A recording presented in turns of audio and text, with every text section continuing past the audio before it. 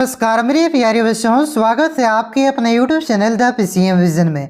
प्यारे बच्चों, आज की इस वीडियो के माध्यम से हम लोग JAC board class 12 Hindi core के मोस्ट VVI वायरल MCQ प्रश्नों को डिस्कस करने वाले हैं, जो कि आप सभी के बोर्ड एग्जाम में आने के ज़्यादा से ज़्यादा चांसेस हैं।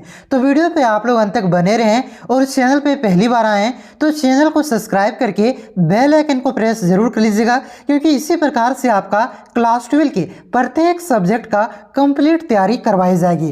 तो चैनल पे आप लोग नए हैं तो सब्सक्राइब करके बेल आइकन को प्रेस जरूर कर लीजिएगा। और हाँ प्यारे बच्चों, इस वीडियो को अपने सभी हिंदी कोर वाले सभी दोस्तों के साथ शेयर जरूर कीजिएगा, ताकि जितना ज़्यादा बच्चे हमारे साथ जुड़ेंगे उतना ज़्यादा हमारे लिए बेहतर होगा, हमें उतना मोटिवेट मिलेगा और आप लोगों के लिए मैं उतना ही और ज़्यादा हिंदी कोर का वीडियो ला सकूँ। तो आप लोग इस वीडियो को अपने सभी दोस्तों में शेयर ज़रूर कीजिएगा। तो चलिए शुरू करते हैं और एक एक करके सारे क्वेश्चन को यहाँ पे हम लोग डिस्कस करते हुए चलते हैं। तो देखिए बच्चों, सबसे पहले आपका अपठित बोध है, यानी कि आपका एक पद्यांश दिया हुआ है और एक आपका गद्यांश दिया हुआ है। इन दोनों को आपको ध्यानपूर्वक पढ़ना है और इनके नीचे जो प्रश्न दिए गए हैं उसके उत्तर को देना है, ठीक है। तो वही लिखा गया है कि निम्नलिखित पद्यांश को ध्यानपूर्वक पढ़कर प्रश्न संख्या 1 से लेकर के 4 तक के लिए सही विकल्प का चयन कीजिए, ठीक है। तो इस पैसेज यानी कि ये जो पद्यांश दिया हुआ है कि प्राचीन हो की नवीन, छोड़ो रूढ़ियां जो हो बुरी, ठीक है।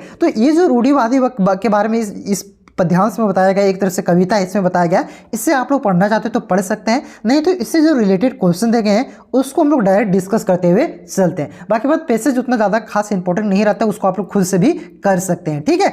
चलिए देखिए, पहला क्वेश्चन क्या था कि प्रस्तुत पंक्तियों में कवि रूढ़ियों को छोड़ने के लिए क्यों कह रहा है। तो ये जो प्रस्तुत पंक्ति है, कविता है, इसमें जो कवि है, इसको लिखने वाले, ये रूढ़ियों यानी कि जो पुरानी विचारधारा है इसको छोड़ने के लिए क्यों कह रहा है। तो इसलिए कह रहा है कि रूढ़ियों समय के बदलने के पर विकास में बाधा पहुंचाती है, यानी कि जिस प्रकार से समय बदल रहा है और ये हमारे विकास में बाधा पहुंचाती है समय बदलने के साथ, इस वजह से छोड़ने को कह रहा है। ऑप्शन नंबर 1 इसका करेक्ट आंसर होगा। उसके बाद देखिए अगला क्वेश्चन क्या दिया गया है कि कवि किस पक्षी के समान चतुरी दिखाने को कहता है, ठीक है। तो कवि कौन से पक्षी के समान चतुराई दिखाने को कहता है। तो ये आपका हंस के समान चतुराई दिखाने को कहता है। ऑप्शन नंबर 4 इसका करेक्ट आंसर हो जाएगा। उसके बाद देखिए बच्चों, अगला क्वेश्चन क्या दिया गया है कि मुख से ना होकर चित्त से देशानुरागी हो सदा, कथन का आशय क्या है। ये जो कथन है आपका कि मुख से ना होकर चित्त से देशानुरागी हो सदा,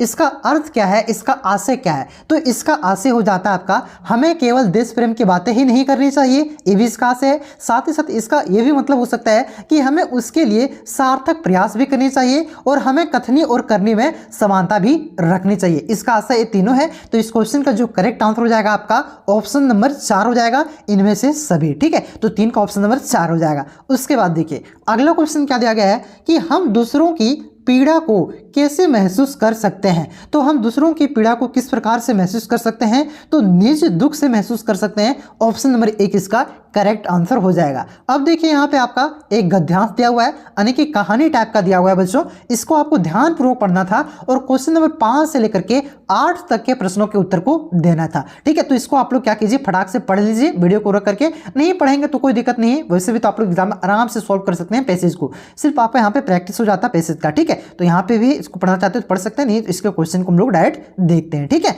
देखिए क्वेश्चन क्या दिया गया है बच्चों यहाँ पे कि प्रस्तुत गद्यांश का एक उचित शीर्षक है। तो ये जो गद्यांश है बच्चों, इसका एक उचित शीर्षक क्या हो जाएगा। तो देखिए इस गद्यांश को अगर आप पढ़े हैं तो आपको पता चलेगा, पढ़िएगा तो पता चलेगा, नहीं पढ़े तो कोई बात नहीं। इसमें आपका हिंदी के महत्व के बारे में बताया गया है कि हमारे दैनिक जीवन में, हमारे समाज में हिंदी का क्या महत्व है, क्या है हिंदी, उसके बारे में यहाँ पे बताया गया है। तो इसका एक उचित शीर्षक हो जाएगा आपका हिंदी भाषा का महत्व, ठीक है। ऑप्शन नंबर 1 इसका करेक्ट आंसर हो जाएगा, हिंदी भाषा का महत्व। उसके बाद देखिए अगला क्वेश्चन क्या दिया गया है कि सजीव भाषा से क्या तात्पर्य है।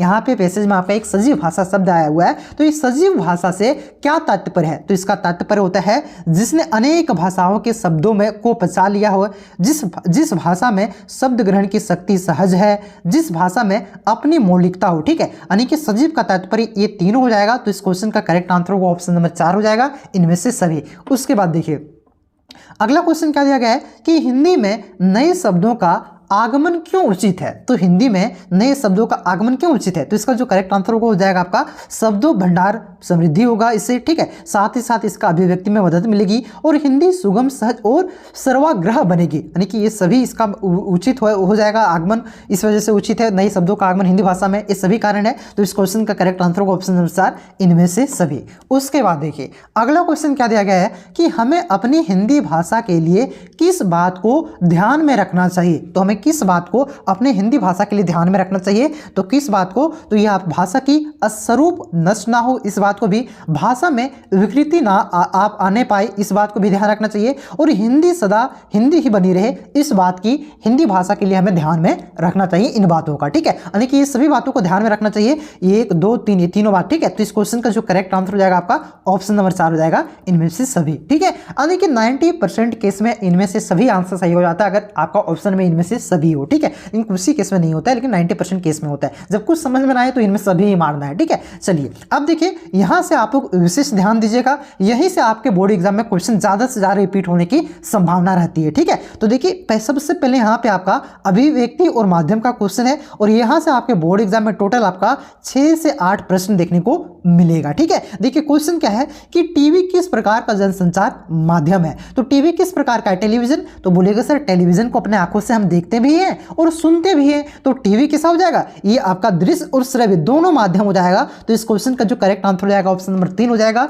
दृश्य श्रव्य माध्यम। क्लियर है बच्चों? उसके बाद देखिए अगला क्वेश्चन क्या दिया गया है कि रचनात्मक अदपि प्रकृति प्रदत्त है, तथापि इसे किससे पोषित किया जा सकता है? तो रचनात्मक अदपि आपका प्रकृति प्रदत्त है, तो इसे हम लोग किससे पोषित कर सकते हैं? तो इसका जो करेक्ट आंसर होगा प्रशिक्षण के द्वारा भी और शिक्षा के द्वारा भी, ठीक है। ये दोनों द्वारा हम लोग क्या कर सकते हैं? इसे पोषित कर सकते हैं। तो इस क्वेश्चन का जो करेक्ट आंसर होगा आपका ऑप्शन नंबर 3 हो जाएगा, 1 और 2 दोनों, ठीक है। उसके बाद देखिए अगला क्वेश्चन क्या दिया गया है कि फीचर में तथ्यों की प्रस्तुति का ढंग है। तो फीचर में तथ्यों की प्रस्तुति का ढंग आपका मनोरंजक होता है, यानी कि एक चुटकुला टाइप का होता है। ऑप्शन नंबर 3 इसका करेक्ट आंसर हो जाएगा, 11 का 3 हो जाएगा, ठीक है। उसके बाद देखिए अगला क्वेश्चन क्या दिया गया है कि निम्न में से पत्राचार का कौन सा प्रकार है? तो पत्राचार का आपका व्यावसायिक प्रकार भी है, सरकारी प्रकार भी है और पारिवारिक प्रकार भी है, जो हम लोग दोस्त आर के पास, मम्मी पापा के पास लिखते हैं, ठीक है।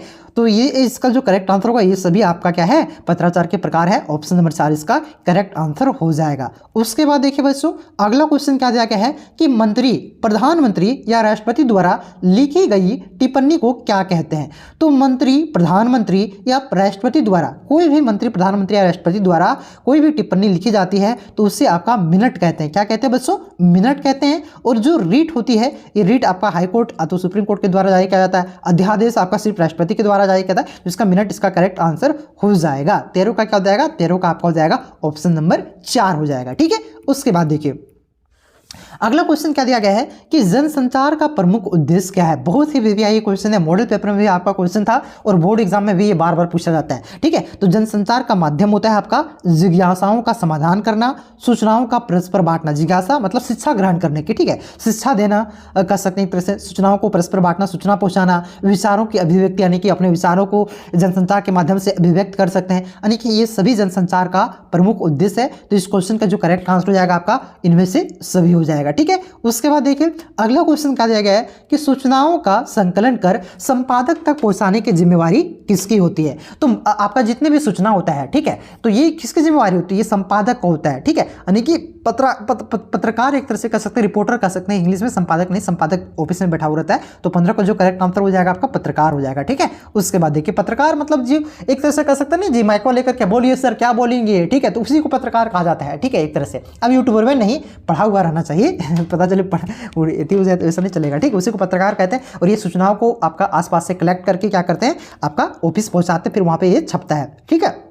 देखिए अगला क्वेश्चन क्या दिया गया है कि समाचार लेखन की शैली कौन सी है? तो जो समाचार लेखन की शैली होती है ये आपका उल्टा पिरामिड शैली होता है। ऑप्शन नंबर 2 इसका करेक्ट आंसर होगा। अगला क्वेश्चन देखिए क्या है कि प्रत्यक्ष संवाद के बजाय किसी तकनीकी या आंतरिक माध्यम के द्वारा समाज के एक विशाल वर्ग से संवाद कायम करना कहलाता है। तो प्रत्यक्ष संवाद के बजाय तो किसी आंतरिक या, ठीक है, डायरेक्ट नहीं, किसी टीवी के माध्यम से, किसी रेडियो के माध्यम से, कोई भी आंतरिक माध्यम से समाज के एक विशाल वर्ग से संवाद कायम करना, बात करना क्या कहलाता है? तो इसी को आपका जनसंचार कहलाता है। ऑप्शन नंबर 4 इसका करेक्ट आंसर होगा जनसंचार। उसके बाद देखिए अगला क्वेश्चन क्या दिया गया है कि मीडिया का इस समय सबसे सशक्त माध्यम क्या है? तो याद रखिएगा मीडिया का सबसे सशक्त माध्यम भी आपका सोशल मीडिया है। सोशल मीडिया के माध्यम से कोई भी खबर बहुत ही तेजी से वायरल होता है, बहुत ही तेजी से फैलता है। तो इस क्वेश्चन का जो करेक्ट आंसर होगा ऑप्शन नंबर 3 हो जाएगा। 18 का 3 सोशल मीडिया, ठीक है, 18 का क्या हो जाएगा? ऑप्शन नंबर 3 हो जाएगा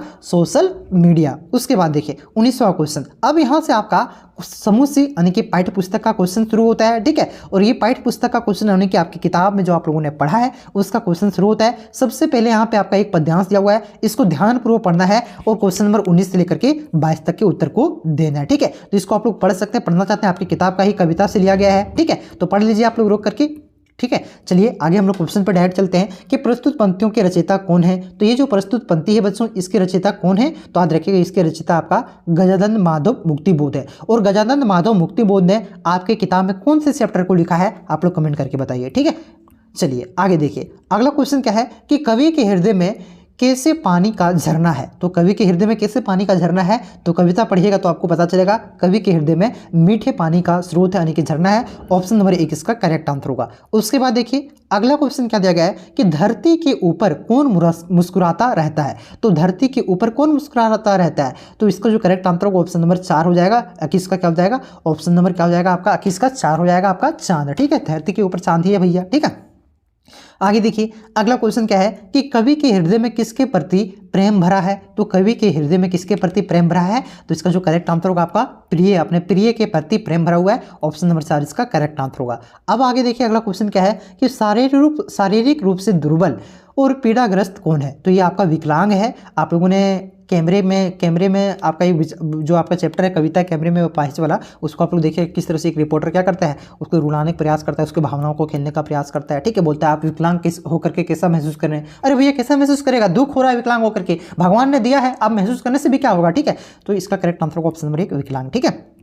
आगे देखिए अगला क्वेश्चन क्या दिया गया है कि परिमल, अनामिका, गीतिका, नए पत्ते, अनीमा, बेला, तुलसीदास, कुकुरमुत्ता कविता संग्रह है। तो ये जो इतने कविता संग्रह हैं ये सभी कविता संग्रह कौन से राइटर का है? तो याद रखिएगा ये सभी आपका निराला यानी कि सूर्यकांत त्रिपाठी निराला का काव्य संग्रह है। ऑप्शन नंबर 3 इसका करेक्ट आंसर होगा। अगला क्वेश्चन देखिए क्या दिया गया है कि किस वर्ग के बच्चे हर प्रकार के दुखों को सहन करने की शक्ति रखते हैं। तो कौन से वर्ग के बच्चे? तो याद रखिएगा ये आपका हो जाएगा शोषित वर्ग। कौन से वर्ग? शोषित वर्ग के जो बच्चे होते हैं ये हर प्रकार के दुखों को सहन करने की क्षमता होते हैं, क्योंकि वह शुरू से ही शोषित होता है, उसे तड़पाया जाता है, एक तरह से कर सकते हैं। वो हर समान अपनी इच्छाओं को पूरी नहीं कर पाता है, गरीब घर का बच्चा होता है, ज्यादा खड़ा करके कम पैसा देता है, मतलब एक तरह से शोषित वर्ग हो जाएगा। ऑप्शन नंबर 1 इसका करेक्ट आंसर होगा। अगला क्वेश्चन देखिए क्या दिया गया है बच्चों कि माँ किसके घरों में दिए जलाती है, ठीक है। तो माँ किसके घरों में दिए जलाती है? तो ये आपका ये बच्चों के घरों में। ऑप्शन नंबर 2 इसका करेक्ट आंसर होगा बच्चों के घरों में, ठीक है। उसके बाद देखिए अगला क्वेश्चन 27 नंबर का क्वेश्चन क्या दिया गया है कि माँ बच्चे को किस प्रकार के कपड़े पहनाती है। तो याद रखिएगा माँ बच्चे को आपका ये इसका जो करेक्ट आंसर हो जाएगा आपका घुटने से लेकर के कपड़े पहनाती है। ऑप्शन नंबर 2 इसका करेक्ट आंसर होगा। थोड़ा सा रुकिए पानी पीने दीजिए।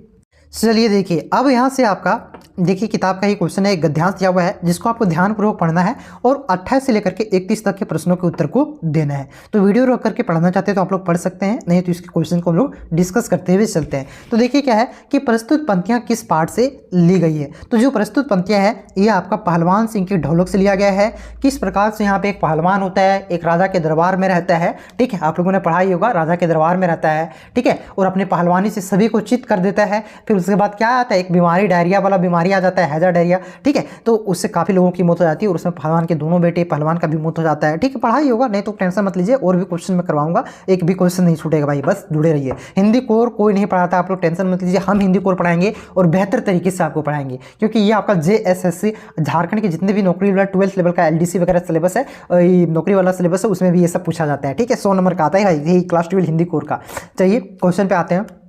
क्वेश्चन क्या है कि रात्रि की विभीषिका को कौन चुनौती दे रहा है? तो रात्रि की विभीषिका को ये आपका पहलवान की ढोलक चुनौती दे रहा है। ऑप्शन नंबर 3 इसका करेक्ट आंसर होगा। पहलवान कितनी देर तक ढोलक बजाता रहता था? तो पहलवान कितनी देर तक ढोलक बजाते रहता था? हाँ जी, संध्या से सुबह तक ढोलक पूरा रात भर बजाते रहता था। ऑप्शन नंबर 4 इसका करेक्ट आंसर होगा। उसके बाद देखिए अगला क्वेश्चन क्या दिया गया है कि ढोलक की आवाज़ किसके भीतर संजीवनी शक्ति का संचार करती है थी? तो ढोलक आवाज़ किसके भीतर? तो ये हो जाएगा आपका गांव के लोगों के भीतर संजीवनी की शक्ति का संचार करती थी। ऑप्शन नंबर 2 इसका करेक्ट आंसर होगा। उसके बाद देखिए क्या दिया गया है कि निम्न में से कौन सा कथन सत्य है? तो इनमें से कौन सा कथन सत्य है? तो याद रखिएगा, देखिए पहला कथन है कि जाति प्रथा आपका भारत में बेरोजगारी का एक प्रमुख व प्रत्यक्ष कारण है। क्या ये सत्य है? हाँ जी, ये भी सत्य है। ठीक है, तो देखिए दूसरा है आपका कि जाति प्रथा बिल्कुल सही है। क्या सही है? ये नहीं है, इससे कोई परेशानी नहीं होती, बहुत ही परेशानी होती जाति प्रथा से भाई साहब। ठीक है,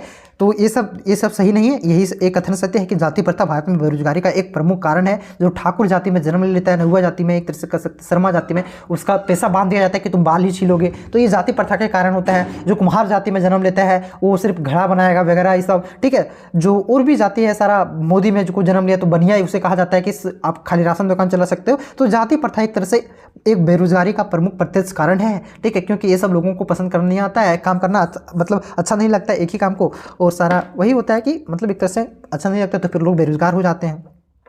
ठीक है, आगे देखिए अगला क्वेश्चन क्या दिया गया है? पहलवान लुट्टन सिंह के कितने बेटे थे? तो कुछ देर पहले आपको बताया मैंने, पहलवान लुट्टन सिंह का आपका टोटल कितने बेटे थे? हाँ जी, 2 बेटे थे। ठीक है, और दोनों की मौत भी हो जाती है वही हैजा के कारण। चलिए आगे देखिए अगला क्वेश्चन क्या है कि किसके लेखक किसके पूजा पाठ में सहयोग करता था? तो लेखक किसके पूजा पाठ में सहयोग करता था? तो इसका जो करेक्ट आंसर हो जाएगा अपने जीजी के पूजा पाठ में सहयोग करता था। ऑप्शन नंबर 1 इसका करेक्ट आंसर होगा। अगला क्वेश्चन क्या है कि पैसा खर्च करने का मुख्य स्थान क्या है? तो ये मुख्य स्थान आपका बाजार है। घर में भी पैसा तो खर्च कर ही नहीं सकते हैं, कर सकते हैं किसी भी प्रकार से, बाजार से सामान लाना पड़ेगा। धर्मशाला भी कर सकते हैं, लेकिन मुख्य स्थान पूछा है, मंदिर में भी कर सकते हैं, लेकिन मुख्य स्थान पूछा है तो मुख्य स्थान क्या हो जाएगा? बाजार आपकी किताब के अनुसार। ठीक है, ऑप्शन नंबर 1। आगे देखिए अगला क्वेश्चन क्या दिया गया है कि महादेवी वर्मा किस युग की कवित्री मानी जाती है? तो जो महादेवी वर्मा है बच्चों, ये कौन से युग की कवित्री मानी जाती है? तो याद रखिएगा ये छायावादी युग की कवित्री मानी जाती है। ऑप्शन नंबर 2 इसका करेक्ट आंसर होगा। अगला क्वेश्चन देखिए क्या दिया है कि असोदर बाबू के बड़े लड़के का क्या नाम था? तो जो असोदर बाबू, ठीक है, असोदर बाबू के कितने लड़के थे? आप लोग कमेंट करके बताइए फटाक से। हाँ, एक अमेरिका चला जाता है, एक विज्ञापन कंपनी में काम करता है, एक आईएएस की तैयारी करता है। ठीक है, तो कितने बेटे थे टोटल असोदर बाबू की? कमेंट कीजिएगा फटाक से। तो देखिए यहाँ पे क्या पूछा है कि असोदर बाबू का बड़ा लड़का जो कि विज्ञापन एक कंपनी में एक तरह से काम करता था, तो इसका नाम क्या था? तो याद रखिएगा इसका नाम था आपका भूषण। ठीक है, ऑप्शन नंबर 2 इसका करेक्ट आंसर होगा।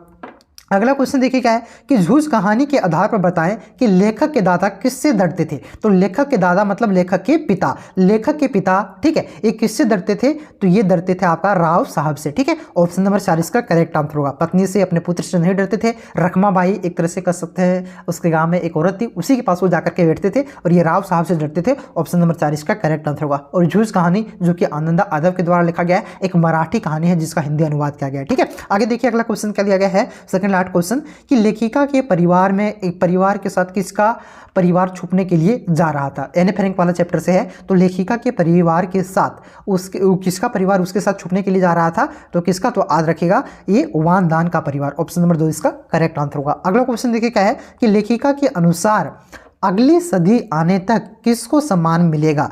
तो लेखिका के अनुसार अगली सदी आने तक आपका औरतों को सम्मान मिलेगा। ऑप्शन नंबर 3 इसका करेक्ट आंसर होगा, औरतों को। बच्चों आप लोग कमेंट करके बताइए, यहाँ पे 40 क्वेश्चन मैंने आप सभी को करवाया। वीडियो आपको कैसा लगा कमेंट करके बताइएगा, और प्लीज़ इस वीडियो को अपने सभी दोस्तों में शेयर कीजिएगा। साथ ही साथ चैनल पर नए हैं तो सब्सक्राइब कर लीजिएगा। एक वीडियो आप लोग लाइक कर दीजिएगा इस वीडियो को, और कमेंट करके आप लोग जरूर बताइएगा, अपना फीडबैक दीजिएगा। ठीक है, चलिए मिलते हैं नेक्स्ट वीडियो में, तब तक के लिए जय हिंद, जय भारत, जोहार झारखंड।